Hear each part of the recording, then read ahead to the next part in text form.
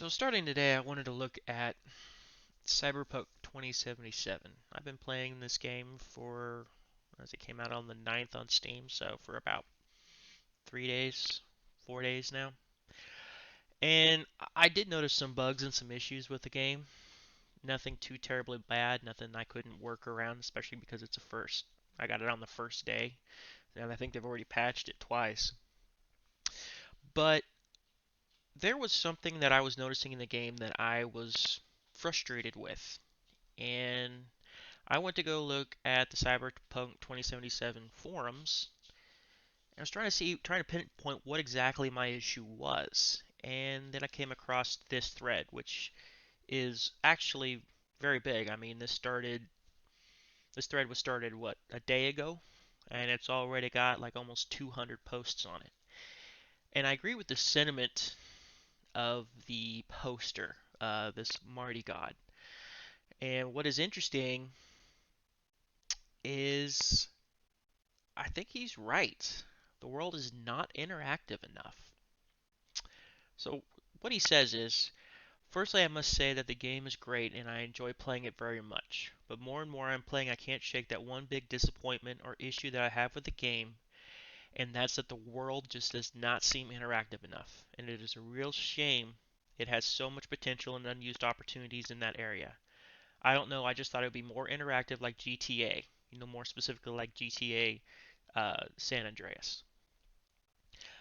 This is right.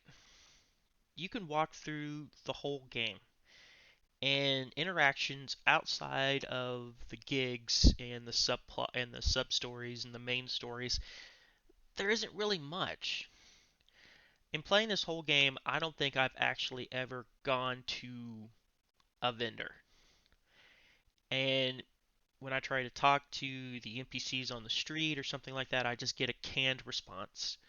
They redo the same action over and over again, and the repeat of the NPCs. I can see one NPC character maybe dressed a little bit differently in the same action, either hunched over or smoking or something like that, just walking down the street or running down the street. In my case, I don't like walking anywhere, and it feels so immersion breaking.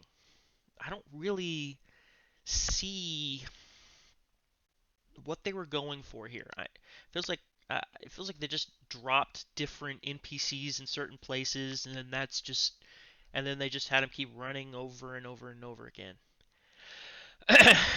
He goes on to say, all those food stands, 24/7 or other shops around the game you can't interact with. You can't buy a hot dog or coffee or beer, whatever, then drink or eat it with some nice animation. You can, but only within the realm of a scripted sequence. And those animations are great. They really are. But you can only do them within those quests. And it seems like such a waste. The potential's there. Why not implement it throughout the game? Those are tiny things but it really adds immersion and life into the game. Restaurants and bars. Sadly, they're completely obsolete and not worth going in there. It's just an inventory barter, same as with the food machines, and since all food gives same boost, you just don't have to go there forever. Why you can't just sit around the bar or restaurant or eat something with some animations and chill? Maybe watch some strippers and give them some eddies. Uh, True. Cyberpunk was touted as a game that, I don't know, was probably like Gotham City. Really seedy, everybody playing to their worst vices and greeds. Everybody was all out for consumerism, for I mean, everybody was all out to be the capitalist. The corpos were bad. The mercs were the, I don't know how you'd say it, probably the gray hats in the area. I, how it was portrayed was something that was dark, that was gritty, that was violent, that was hazardous, dangerous. You don't really get the feeling from this game. At least in my perspective, I have not. I don't feel the game giving me that vibe. And I will say that, but there is a few instances where I get that, and those are the scripted sequences with Johnny Silverhand, and that those little nuggets of sequences during the main story seem to me what exactly the game was supposed to be. The drugs, the alcohol, the smoking, the sex, all this other stuff you was what was I believe was what the game was supposed to be. Granted, I'm not all into that stuff, but it does break the immersion factor when you were touted a game like this and you just feel like you got a generic open world RPG. So, no mini games, at least so far, but there is a lot of unused potential. I saw playing game machines make them usable for in-game gaming. Pub games like darts or pool, hazard machines. I don't know what hazard machines are. Maybe in-game casino. This is true. This is very true. The Witcher 3, which was also CD Projekt Red, one of their masterpieces, I would say. I loved that game. The game was incredible, and I played the whole series. But there were mini games in there, and it was really fun. There was the card game that was excellent. I wish I could remember it off the top of my head, but it's been a little bit since I've played it. Gwent, that's what it is. It's Gwent. I love that game. That was fun to play. I really enjoyed that. It added a. I could spend an hour just playing that game because it was so much fun. Uh, but there isn't that there. I've walked through the game and there's like little arcade areas. Oh, remember in like Doom, uh, you could play some of the arcade games. One of the arcade stands, you could play the Doom game in there. It was fun. It was fun. I mean, well, it's not necessary. It doesn't really add much to the game as far as, the story, but it's immersive. It's fun. I mean, if you want to add some character to the game, that's one way to do it. I mean, some people aren't into mini games at all. Some people just walk right on by them. They don't care. I'm not one of them. I kind of like playing the mini games at least to try them out, uh, just to see if they're any fun. And some aren't. The ones in Witcher 3 were. The ones in one of my favorite RPGs of all time, KOTOR, which is several years old, nearly 2 decades old, implemented mini games in their RPG. Granted, it wasn't an open world RPG. There wasn't really much you could do with an open world RPG back in the day. But anyway, I'm getting off track. Customizable cars. Yes, there's like 20 different cars, 25 different cars in the game, but you can't do anything with them. Once you get them, you drive them.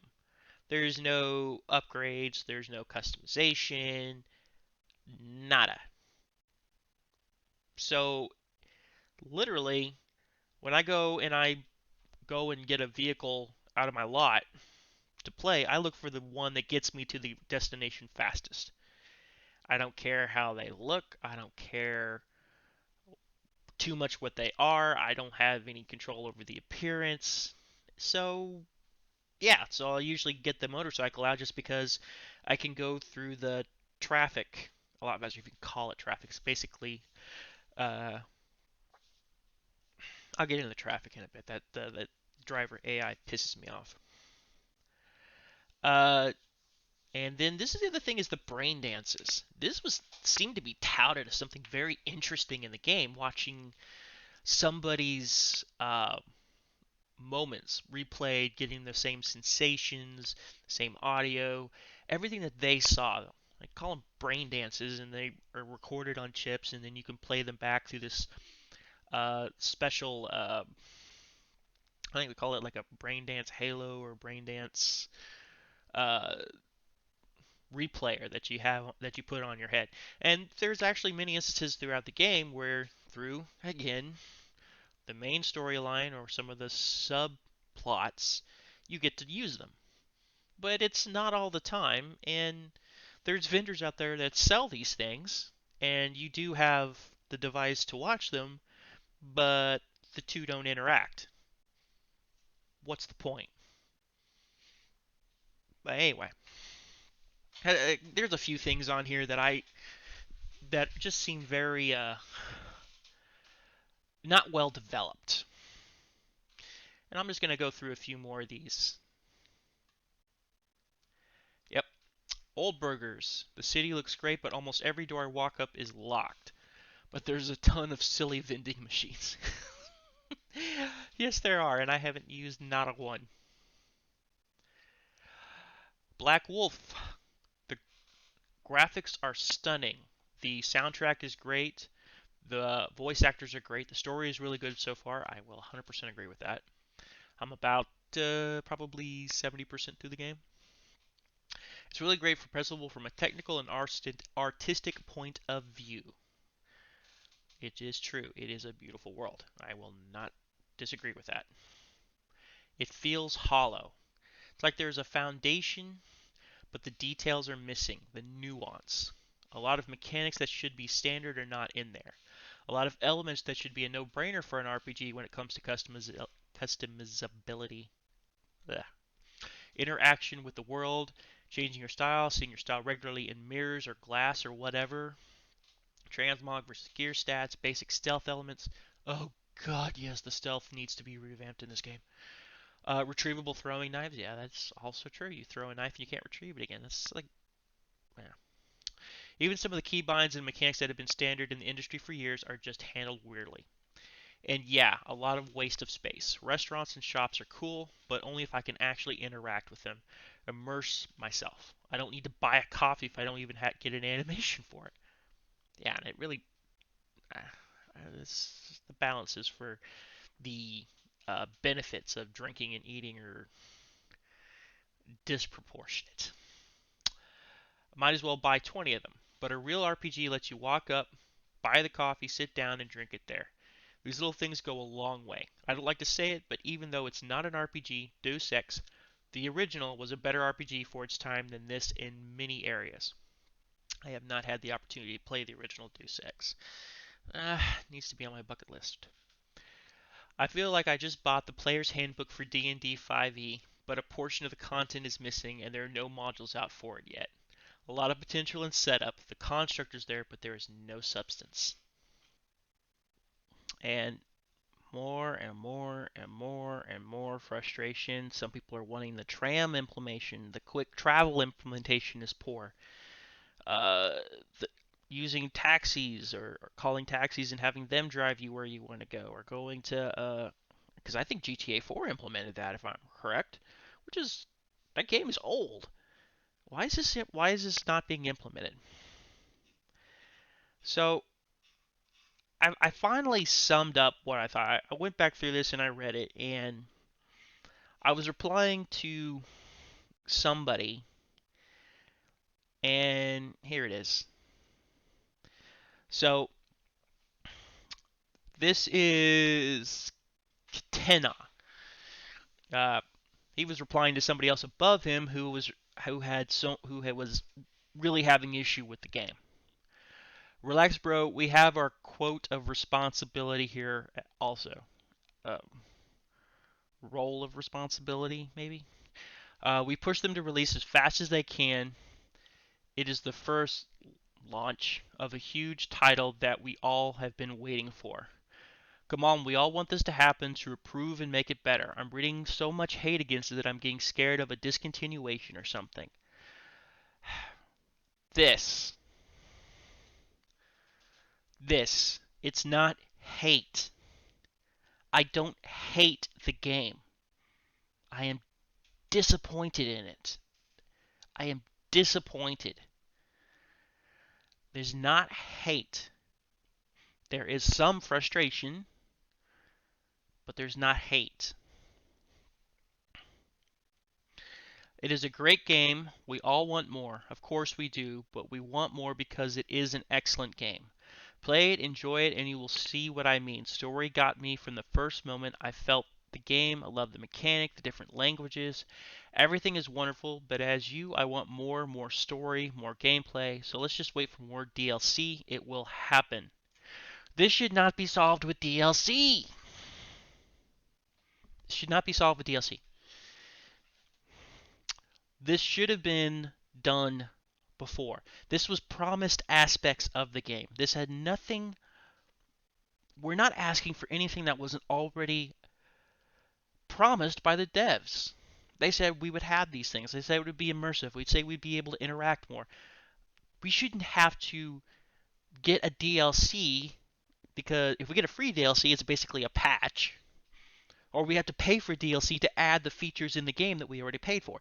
That I would be very pissed about. That I would be really mad about, and I think I would be joined by a large part of the gaming community. If anybody remembers the Steam game Left 4 Dead, when they came out with Left 4 Dead 2, and the whole hyperbole around the fact that Left 4 Dead 2 was pretty much just a patch, a $30 patch to, or DLC to the original Left 4 Dead. I could see something like that happening here if they decide to do a DLC that adds the aspects of the game that we already purchased it thinking it had. So please let's be clear on all this. We are not arguing if the game is bad or good. The game is just excellent. And we want is more content or at least some kind of a real RPG open world perspective. That's all.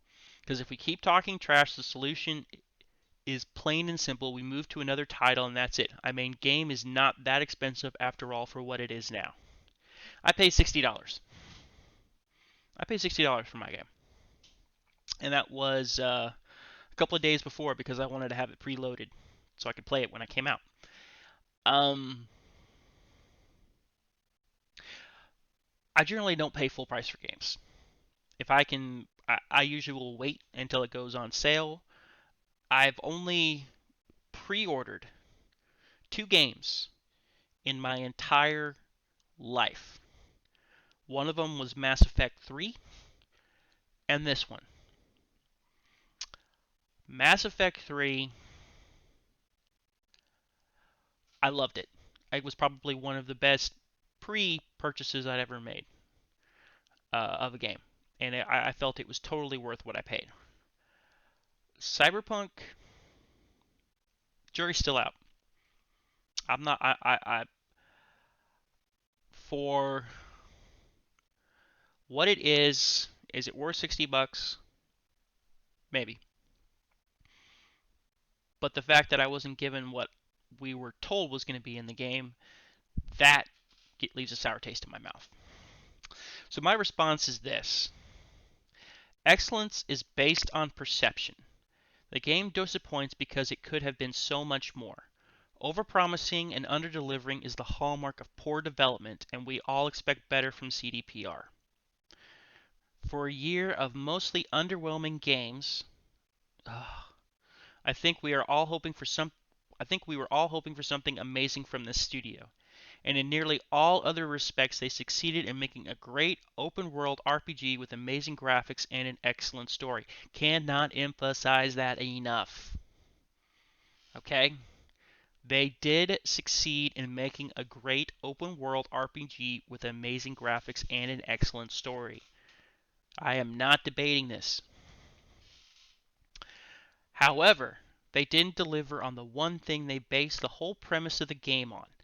A revolutionary, immersive, open-world environment where you were in control. I'm going to highlight that. A revolutionary, immersive, open-world environment where you were in control. That failure is what will define this game, and to the gaming community, that is all that it takes to send it to the bargain bin. There's nothing truer than that. It doesn't take much to put off the gaming community. And I want to say for the most part, we're pretty tolerant, especially on titles that we have a lot of history with. but not when it comes to starting to not get what we were told, not get what we were promised. Then we're going to start getting pissed. We're going to start making sure that the developer is aware that we are not happy with what we were given. And I hope to God CD Projekt Red starts looking at this and at least tells us that they're going to fix some of these things. Fix some of them. I'm not expecting full on owning property, stocks, stuff like that. I personally think that's unrealistic. What I want to be is be able to have an immersive environment, talk to NPCs that seem real, not cardboard cutouts. It's boring. It's repetitive. It's cheap. Outside of the main storyline, the game feels cheap. That's the only thing. That's the biggest thing that we have a problem with. That I have a problem with. And the last thing you want to hear from a customer is that the game that you spent $60 for, and I may add, a lot of people spent money upgrading their systems, at least on the PC side, to be able to play this game. In some cases, I saw a guy in here who bought a 3080 Ti, which is very expensive. I think that is probably a $1,200, $1,300 graphics card. People have put, so I think it's not. I think it's not outside the realm of possibility to say that some people have spent thousands of dollars upgrading their systems on the promise of what this game would deliver.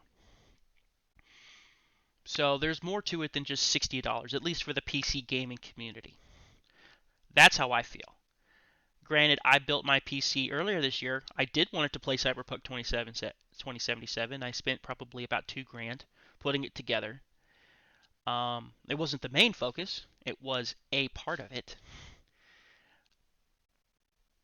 But I just feel, and I think the gaming community feels a little cheap, feels a little cheated. Um, there was opportunity here. There were options. There were things that CDPR could have done, and they pushed out a game that was incomplete. That's really what it comes down to. And the gaming community just is not going to. We're not going to just let it happen like that. We want this game to succeed. We want this game to be good. We want it to. We've been begging for it for years. The game from just pre-orders alone, the game development has been paid back over. We wanted this game. We did. We really wanted it. And that fervent ardor for this game is been a part of the gaming community. I don't like to use that term because we are a community for years. Everybody wanted this game. Everybody wanted to see it. Everybody wanted to play it. Everybody aspired to be able to have a computer that could run the graphics that they said they could do, to be able to interact with the game on such a level as they promised. That's just not there. That's just not there. And it's sad to say. Calling out CDPR. Come on, guys. Talk to us. Tell us what your plans are. Please, please, please, please address some of these concerns. We want you to succeed. We want to love this game. We want it to be one of the best games of all time. But you're off to a rocky start, and you're not giving us much confidence that this is going to be fixed. Oh, that's all for now.